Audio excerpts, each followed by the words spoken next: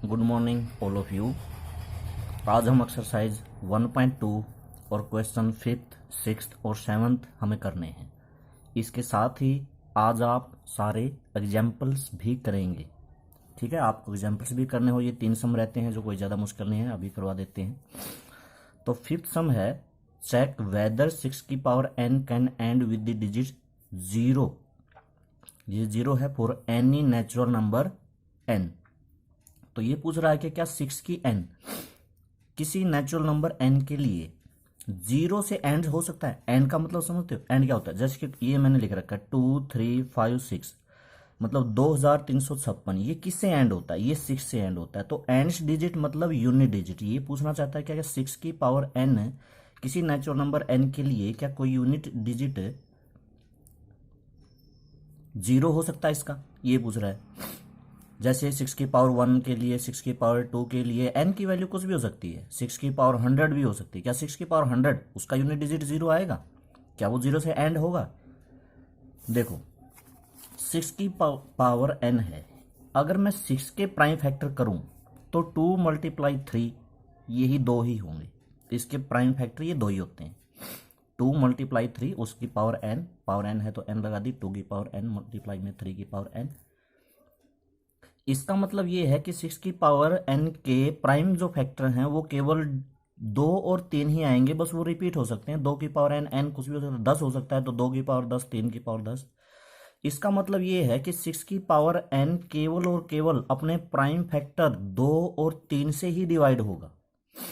जबकि unit digit 0 आने के लिए, अगर उसका यूनिट डिजिट 0 आता तो उसके यहाँ प्राइम फैक्टर में 5 भी आता, क्योंकि कोई भी नंबर का अगर यूनिट डिजिट 0 है तो वो 5 से जरूर डिवाइड होता है। लेकिन इसका नहीं है, इसका तो 2 और 3 है, 5 नहीं है, 5 नहीं है। तो इसमें हमें यही लिखना है। क्या लिखना है? इफ 6 की power n and with the digit 0 then it must be divisible by 5।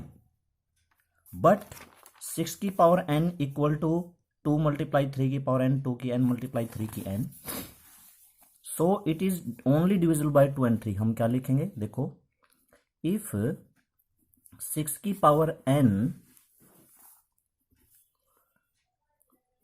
Ends with the digit 0 then it must be divisible by 5। But 6 की पावर n इक्वल टू 2 की n × 3 की n, सो 6 की power n is only divisible by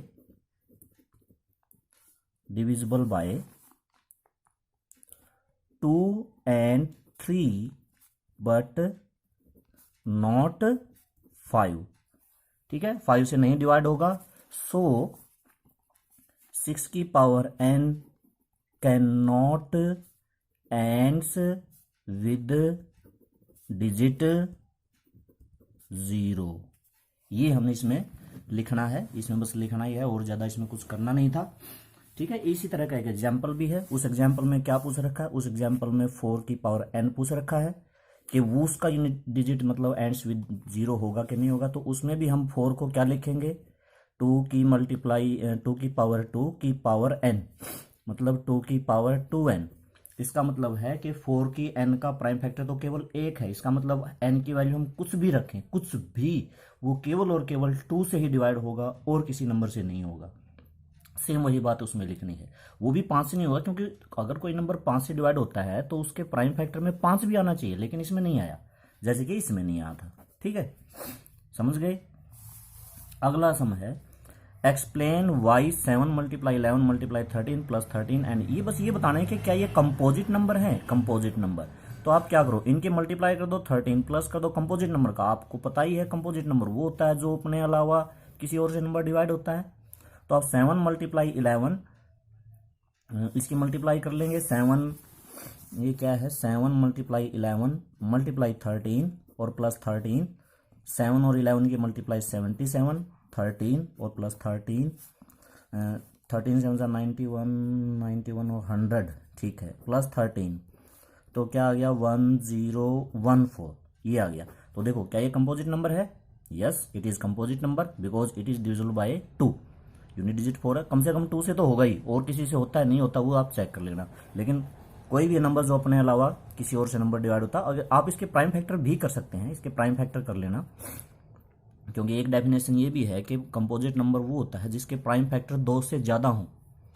ठीक है, prime number वो होता है जिसके फैक्टर 2 हों, और कंपोजिट नंबर वो होता है जिसके फैक्टर 2 से ज़्यादा हों, मतलब 3 हो, 4 हो, 5 हो, 6 हो।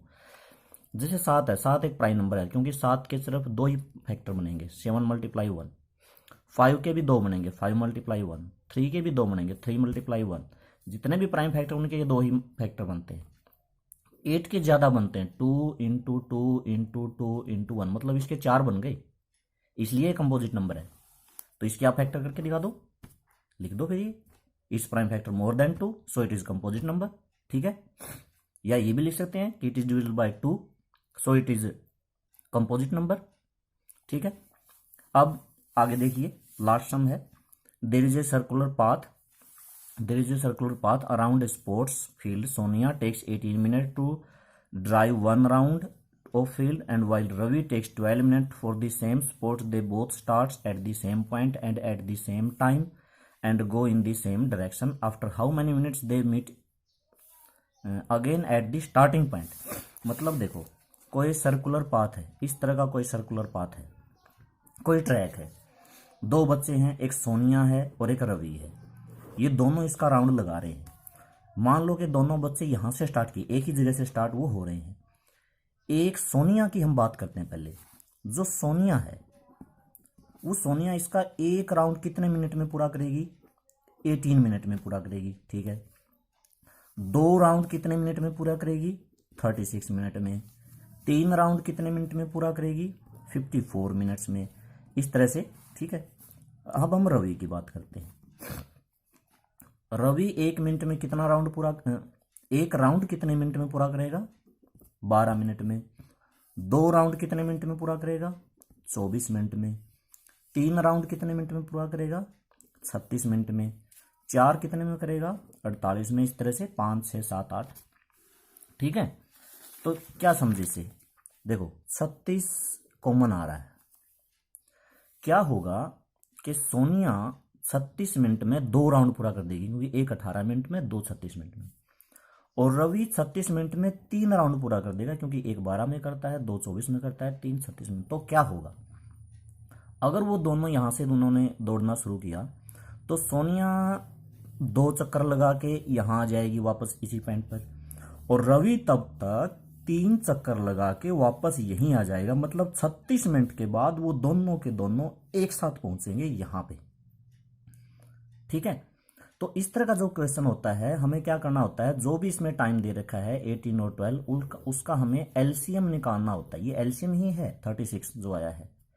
ठीक है, तो इसमें हम क्या करेंगे, 8 में time taken by Sonia to complete 1 round 18 minute. ठीक है, लिख लेना, टू कंप्लीट 1 राउंड। और time taken by Ravi 12 minute. अब इनका एलसीएम निकाल दो। एलसीएम आप किस तरीके से निकालते हैं? फैक्टर मेथड से निकाल सकते हो, चाहो तो अकेला एलसीएम निकालने का ये भी मेथड बेस्ट है।